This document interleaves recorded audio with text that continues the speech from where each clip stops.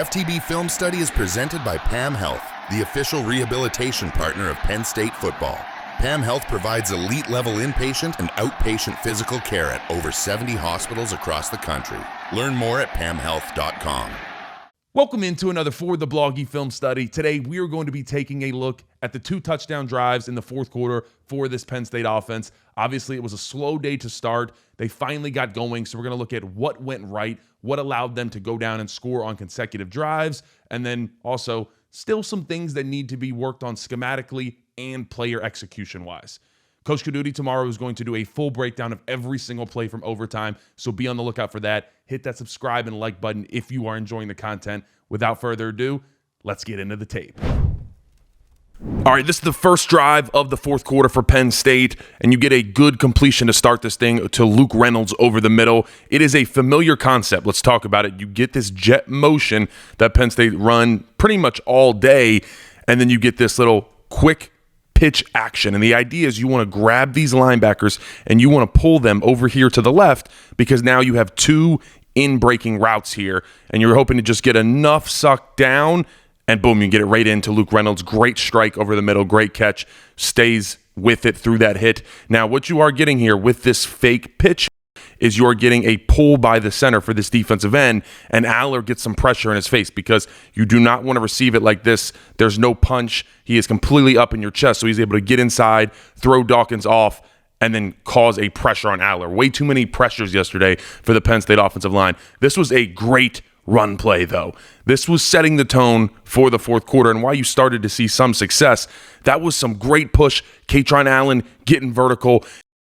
So watch these double teams. Right here, you have a play side single between play side guard center up to 28. But the big one right here that was struggling for the most part all day, but this backside B block between Donko and Rucci, watch how they displace this guy off of the ball. And so watch what Kaytron Allen can do. He has so much more room.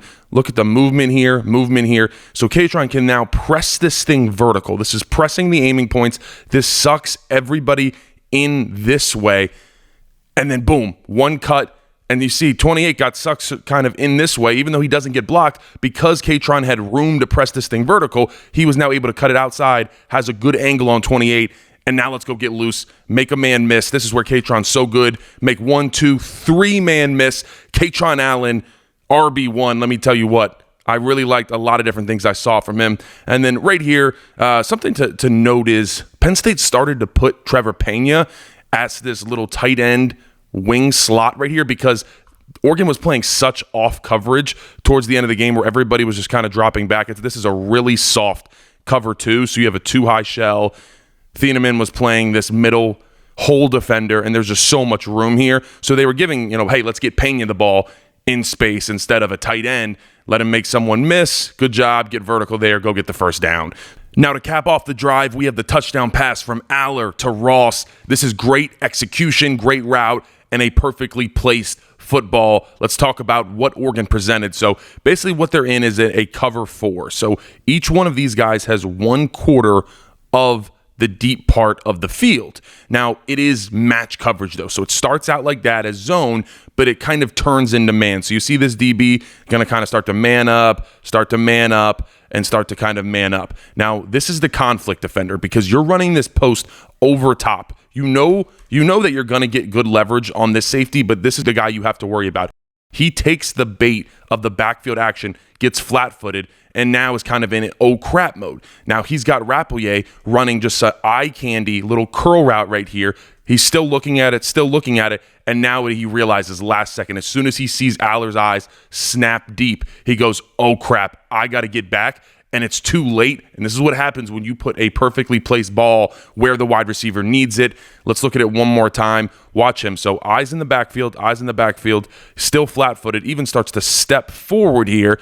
Now, oh crap, got to get back. Still looking here at Rappleyea. And then last second, boom, has to turn and get out. Beautiful ball from Aller. That is how you execute a deep post route.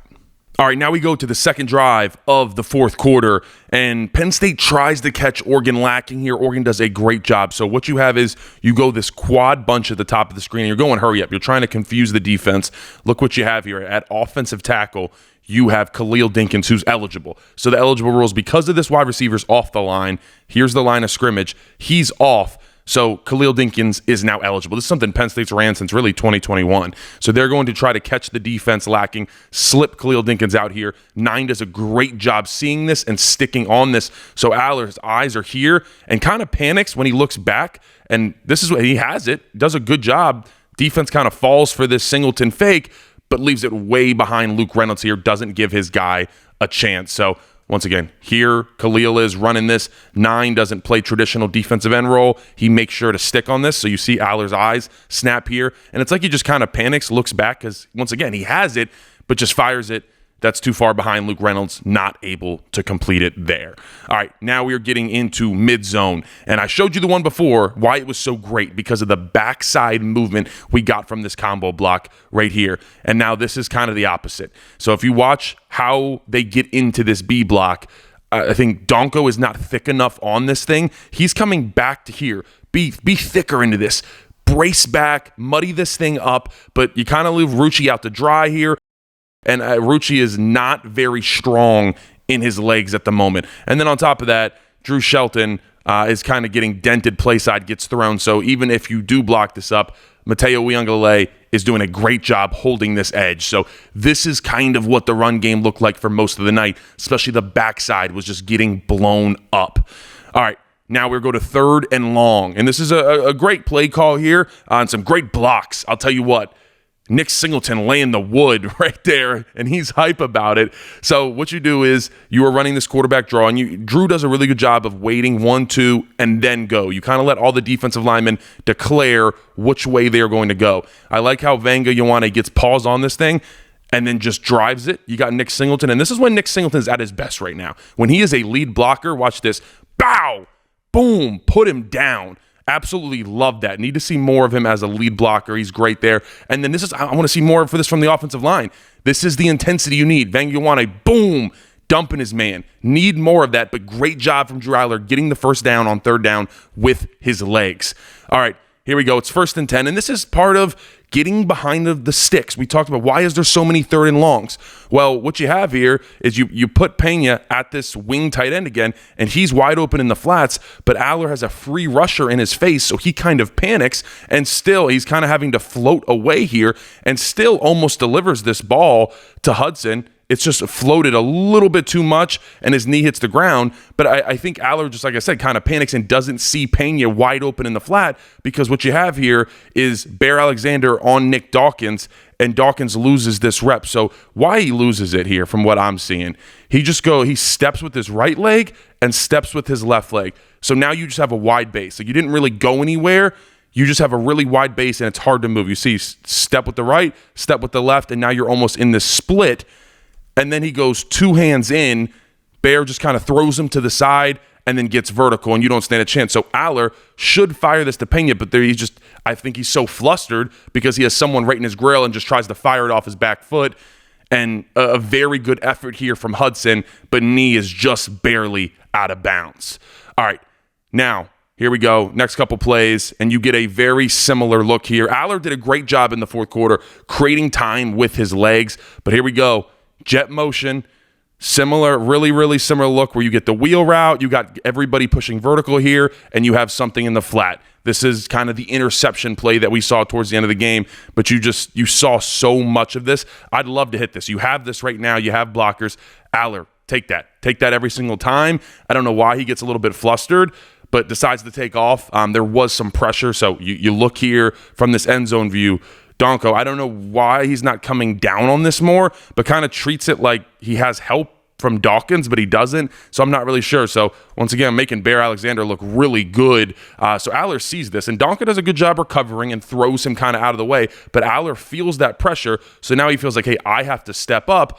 And now Mateo Uiagalelei is able to retrace, and Drew just has to take off. So would have loved to fire that to Singleton in the flat there, but still good job getting vertical there for Aller. FTB Film Study is presented by PAM Health, the official rehabilitation partner of Penn State Football. PAM Health provides elite-level inpatient and outpatient physical rehabilitation at over 70 hospitals across the country.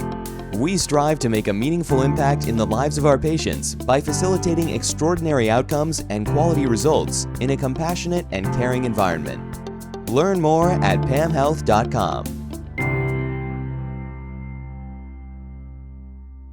All right, it's 3rd and short, and Penn State goes outside zone right with a RPO, and it is misread. Let's talk about what happens. So play side, you have a combo between the center and the guard up to this linebacker. You have a triple between the play side tight end, play side tackle, out to this guy off of the screen. So what you are doing if you're Drew Aller is you are reading this backside linebacker. If he crashes, you throw this RPO slant backside because Vengayawane needs to reach this and Drew Shelton is man on here. So this guy is unaccounted for in the run game. It's Drew Aller's job to take care of him. So what you get is you get a crash. This is a throw read 10 out of 10 times, does not throw it, hands it off. Vengayawane gets beat inside, so Nick Singleton has to cut off of this, and then there is the unblocked linebacker to make the tackle and make it 4th and 1. So you look at it again here from the sideline view. Drew Aller's looking out here. He sees crash. You have a slant backside here. You pull this thing, you fire this, very well could be a touchdown. Kyron Hudson, he just breaks one tackle, get vertical, but now you're in 4th and 1, so that is a misread right there. All right, now, kind of similar schemes we're seeing over and over in this passing attack. Aller continuously having to use his legs. So it's a little bit different, but now you bring the jet motion this way. You're pulling a center, you're pulling jet motion. The idea is you want to kind of pull everybody, their eyes this way to the left. And now what you have is you're going a wheel route here. You go something vertical here, wheel route here, and then you have a crosser coming backside. What I don't like is all of this happening to the short side of the field. A lot easier to bunch this up here. So Aller looks, it's pretty much all covered up, even though this guy fell down. I mean, you could fire it in there, but it's kind of bunched up. You do have Allen down here, but that's hard. That's your 4th, 5th progression, and you have someone in your face. The clock is ticking, and Drew Aller just decides to take off there. So watch it one more time from this angle. You see, snaps his eyes over here, sees he doesn't really like anything that he has, and now clock is ticking. I got to get rid of it. Bear Alexander, once again, had the game of his life. I'll tell you what, has really struggled his entire career. He's playing very well against Penn State the other night. Now, here is the Wildcat false start. Under 5 minutes to go, down 7, 2nd and 9.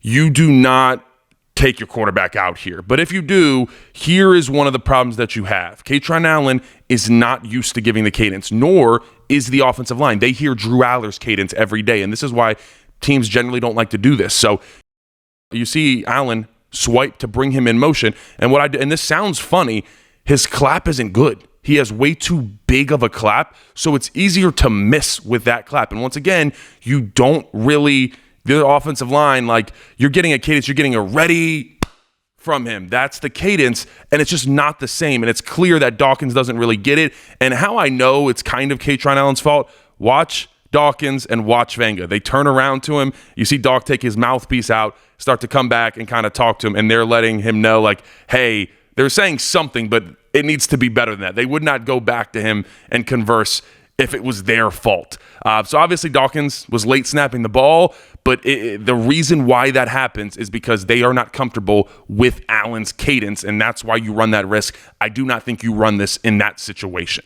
All right, now you're running some pitch here, and this kind of sets up the play for later, the interception that Drew Aller throws to the short side of the field. You get the motion, you get everybody pressing vertical, and you actually throw the pitch. We've seen the pitch faked a ton on this film, but you actually throw it out there.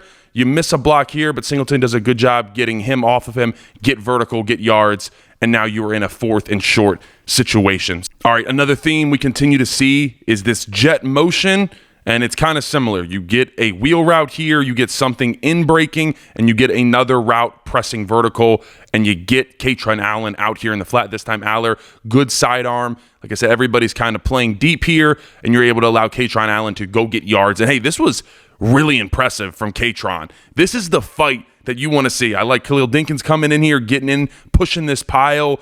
This is the fight we started to see from this offense towards the end of the game. I just would love to see it the entire time. But I think we're getting a little too repetitive with this same wheel route, real route, go vertical, and something in the flat. And that's what you saw at the end of the game. Codutti's going to break it down for you guys tomorrow, but it just got too repetitive. But great job here from Katron Allen, getting vertical and then just not stopping his legs. The boys are pushing him. That is the fight that I like to see. Capping this thing off. Now, this was a great play call. This, when I said that you take things and you make little wrinkles to them, this is that. So it's unique because you have Singleton in this wing position. So you bring him in motion and automatically everybody has to bump. They have to respect this. You see how they all move? He comes down and then little fake and then back underneath to Ross. That is a great job. That is scheming open, something that you've shown on tape. They threw this pitch earlier in the night and they came back with this, completely got the defense. This is a great call from Andy Codutti. Continue to scheme up more things like this, play with the defense, and play confident in your abilities.